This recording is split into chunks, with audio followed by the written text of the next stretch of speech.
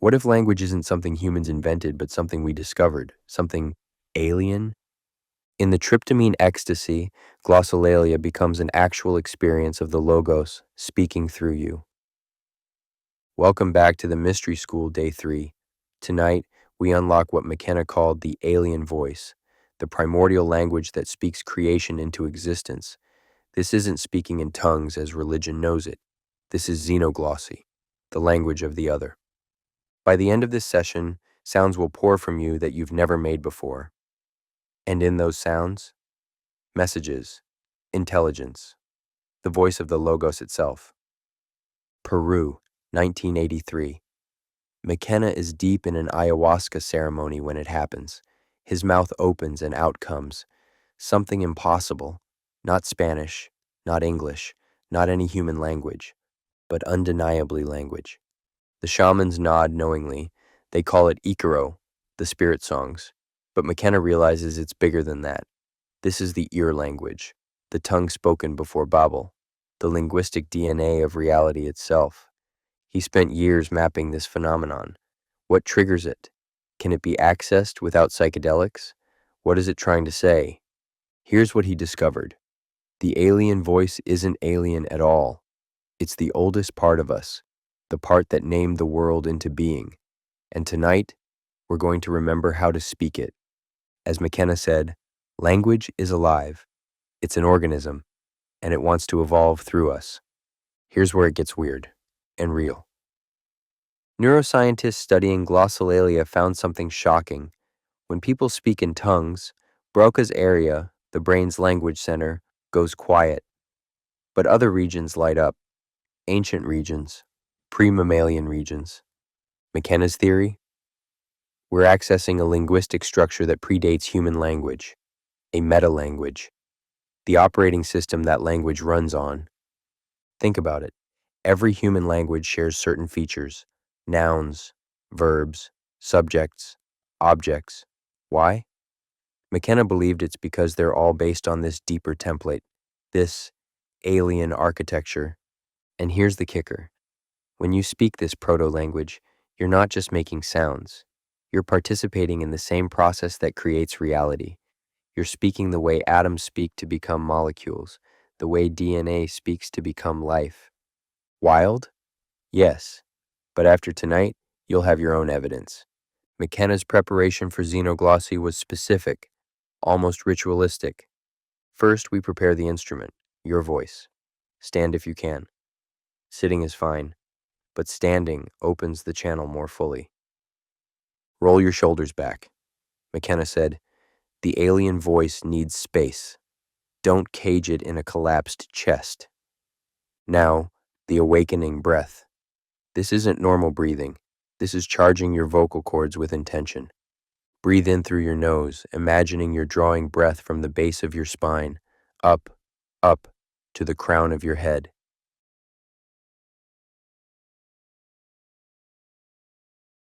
Hold it there. Feel the pressure, the potential. Now release through your mouth with a soft ha. Again, breath from the earth through your spine to the stars.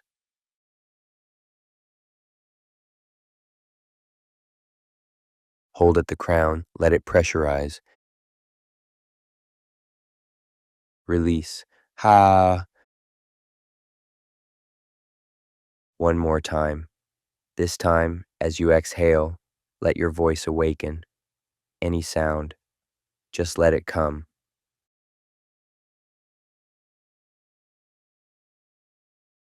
And release with sound. Ah.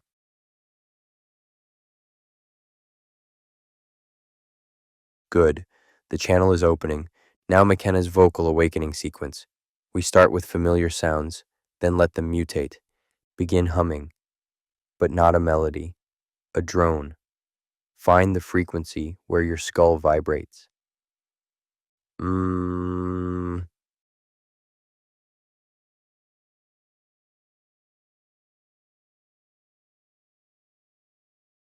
Now, let the hum fragment. Let it break apart into pieces. Mm-mm-mm-ma-ma-ma.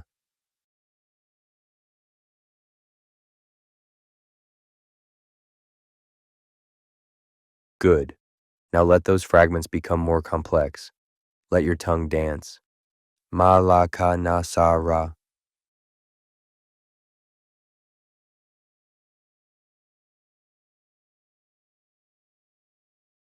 Don't think. Your mouth knows what to do. It's remembering.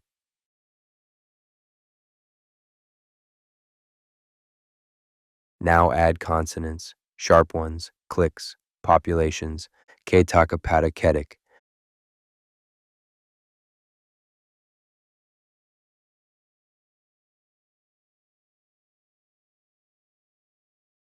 Yes, you're loosening the grip of English, of your native tongue, creating space for the other to speak.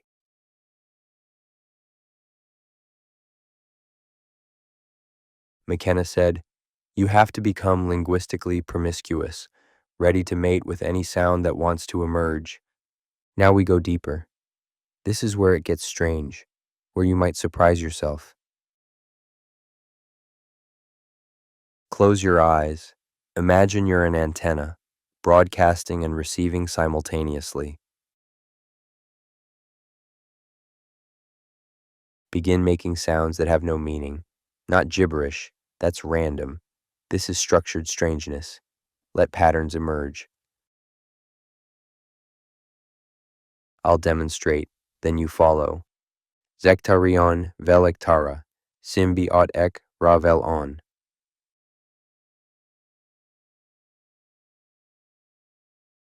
Your turn. Don't copy me. Find your own alien syntax.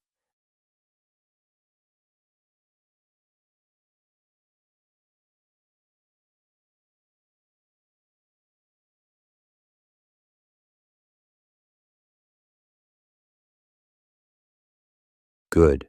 Now faster. Let it flow like water, like transmission.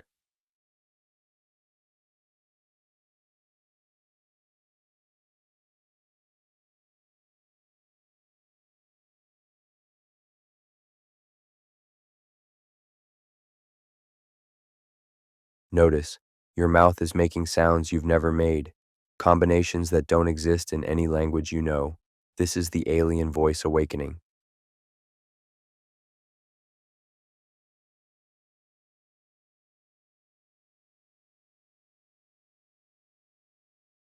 Now, and this is key, let emotion enter. The alien voice carries feeling. Let it express something beyond words.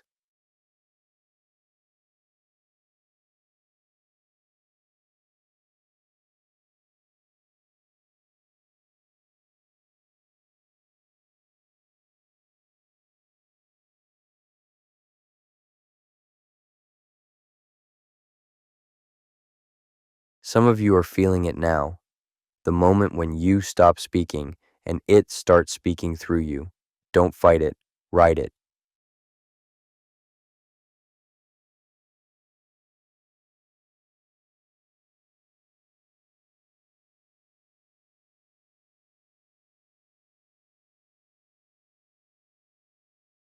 McKenna described it perfectly. It's like your mouth becomes a 3D printer for impossible objects made of sound.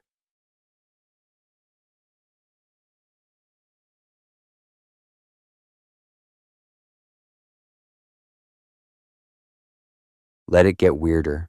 Let it get more alien. Remember, this is the language that spoke the universe into being.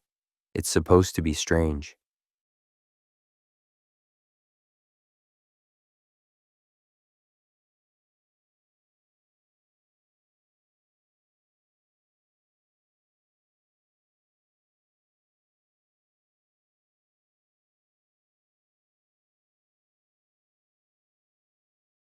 Kreshnav itar bel ondaret, yesh katarimel novatar s.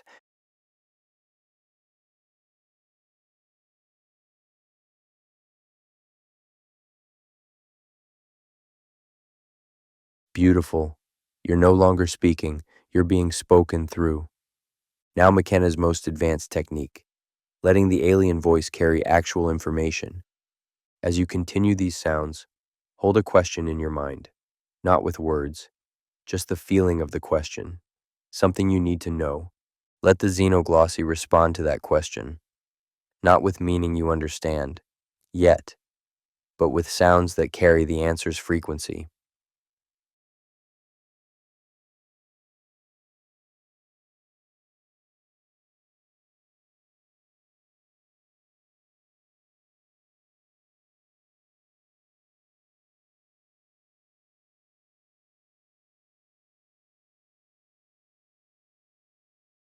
McKenna discovered something remarkable. Often the meaning downloads later, in dreams, in sudden insights. The alien voice plants seeds that bloom in their own time.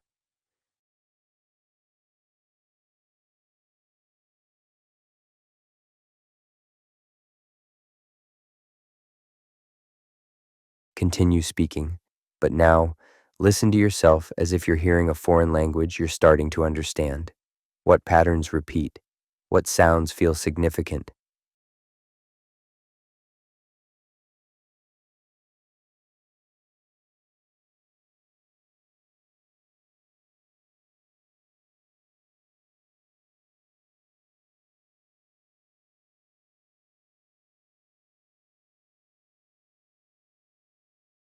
Telek tuan morfandelet, yesh avatarn belon kere.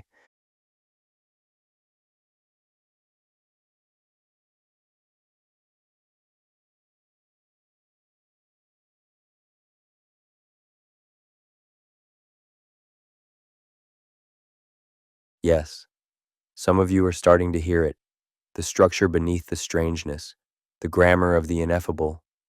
Slowly now, let the alien voice fade, like tuning a radio back to a familiar station.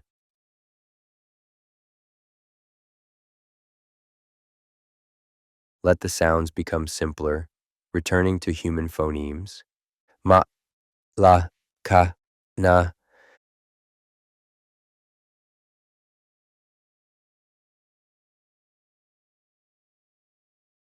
Now just humming again. Mmm.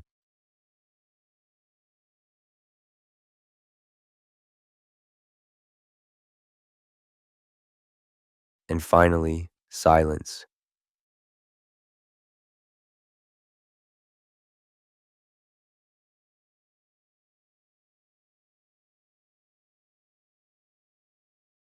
Take a deep breath. You've just done something remarkable. You've spoken in the tongue of creation itself.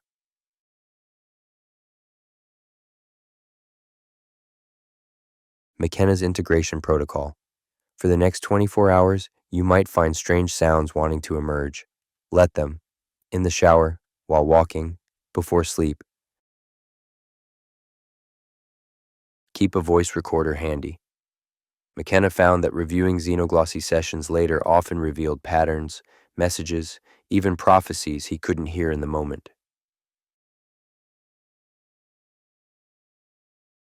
Warning: some people report their normal speech feels different after this practice. More alive, more musical. This is normal. You've loosened language's grip on your consciousness. What you've accessed tonight raises profound questions. Questions McKenna spent his life exploring. Is this how language evolved? Not gradually, but downloaded?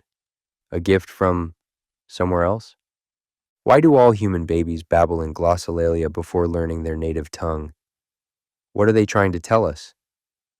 And the biggest question, if reality is spoken into existence and you've just learned that language, what can you speak into being?